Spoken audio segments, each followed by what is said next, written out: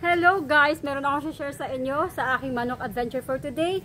Ang step by step or yung mga pinanggalingan ni Sky ng mga pagkain. Kasi guys, ngayon ay nag-up na siya or mayroon siyang milestone kasi 4 months na siya. So guys, ito yung pinakain ko sa kanya. Ito yung chick pa siya, yung 1 day old hanggang 1 month. Ito talaga yung ginagamit talaga namin. Kahit yung mga yung mga maliliit talaga na mga sisiw, yung day old na pagkadating sa amin, ito rin pinapakain namin kasi maganda siya sa katawan ng mga sisiw namin. Ayon sa aking experience, dati pa nung mga brown eggers ping alaga ko, gumagamit talaga kami nito kahit hindi sila ganito ka yung itsura, yung brown eggers cute.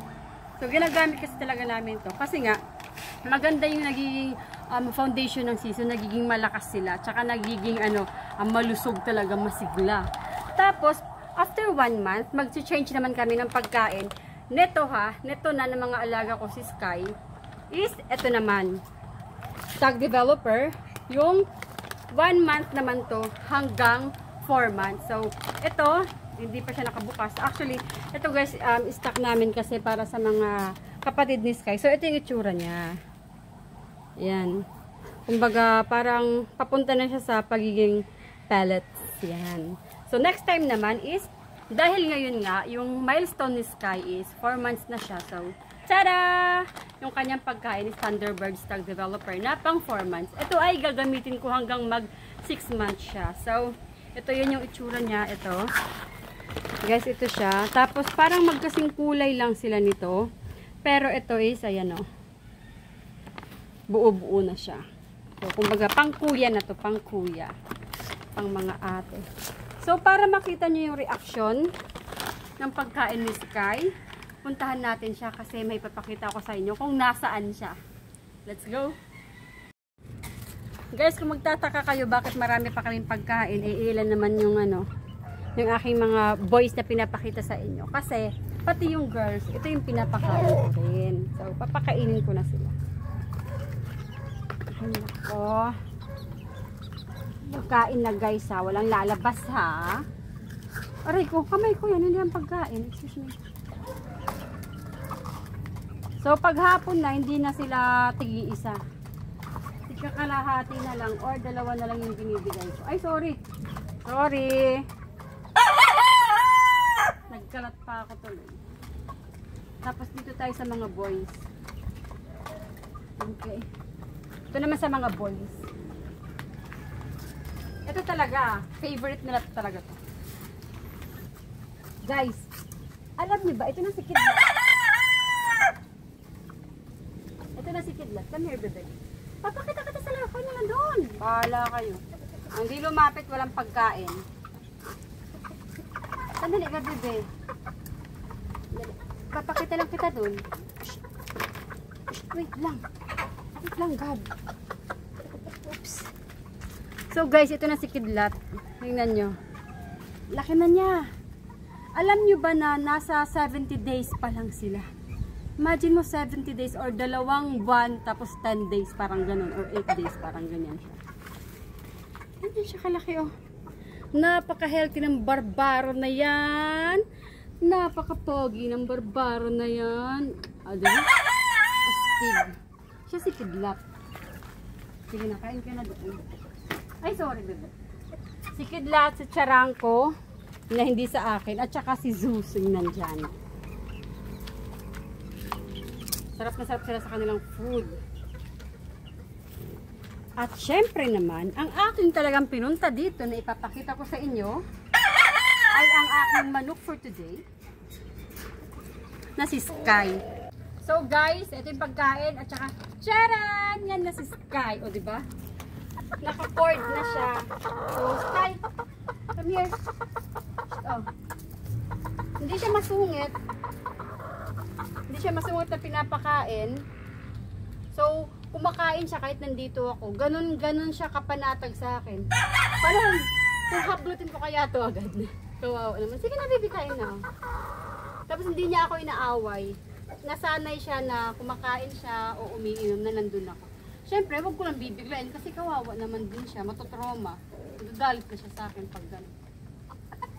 Mamaya, pag medyo tapos na siya kumain or pwede na siya, kukunin ko siya tapos ipapakita ko sa inyo.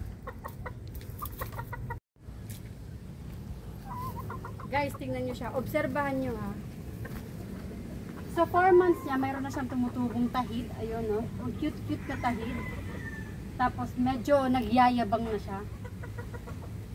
At saka, yung alam mo yung parang yung nagbibinata na nagmamayabang sa mga kapitbahay. Ganun na siya. Hindi ka nga dito muna, Sky.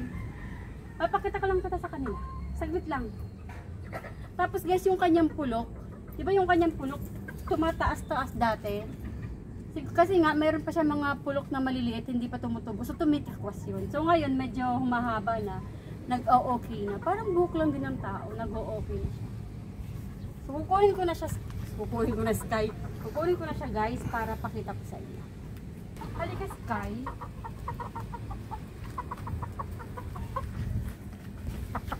Sorry for the delay. Yan na guys. Yan sinasabi ko yung pulok niya. Kasi meron pa siya mga baby hair. Pero yan tumutubo na, magiging okay na siya. 4 months and 7 days, parang ganyan. So ito na, ito yung tahid niya. Ayan. Makikita nyo, tumutubo na.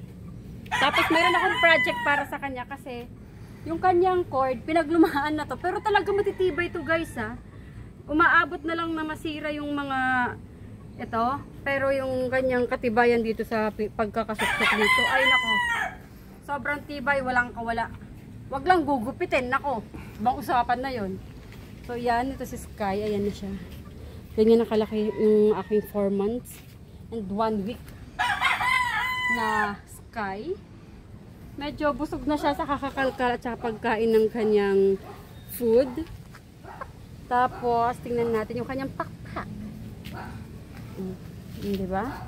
Wait lang, God. Papakita kita sa kanila. Yung tatay niya si Rudy. Oh, diba? Pak. Oh. Hindi pa talaga fully na okay yung kanyang pakpak. I mean, hindi pa siya fully na malaki or grown up na. Kasi nga, bata pa naman talaga to. Pero yun, ayon sa aking pagtatanong, okay naman yung kanyang timbang, yung kanyang laki. Ayos naman yung kanyang pagtubo ng kanyang balahibo. Yes, judging. Oh. Okay na. Okay na dito. So guys, pati si Judge is friend niya, so okay lang talaga siya. Bitawan ko na to kasi papakainin ko na ulit. Kain ka na. Pati ba naman si Judge pagyayabangan mo? Huwag ka dito dito. Huwag ka dito. Oh, dito. Guys, nakalimutan ko pala ipakita sa inyo kung gaano kaganda ang mga balahibo ni Sky. So, kukunin ko na naman siya. Saglit lang, Sky. Saglit lang. Saglit lang. Oo, saglit lang, bebe. Ayan, guys. O, diba? Ang ganda ng kanyang pulok, ang kanyang ganda ng kanyang balahibo hanggang sa kanyang buntot. Tapos, syempre, yung kanyang pakpak. Kanyang pakpak. Hindi ko makita ang kanyang pakpak. O, diba, guys? Pak. Ganda. Ito pa sa kadunga, guys. Oo, wait lang. O, pak. Ay, mayroon na naglag.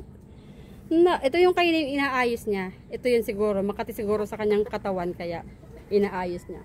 So guys, ito yung produkto ng pagpapakain ko ng Thunderbird. Mula day 1 hanggang 4 months, naging ganito siya kaganda. Ganito kaganda yung tubo ng kanyang balahibo, kanyang katawan, at syempre, yung kanyang kalusugan is 100% okay. So, yun ang aking manok adventure for today, for sa inyo. For today, and ito ang aking Sky at ako si aking Limay. Bye-bye! Okay ka na ulit. Or mag-ayos ka na ng balahibo mo.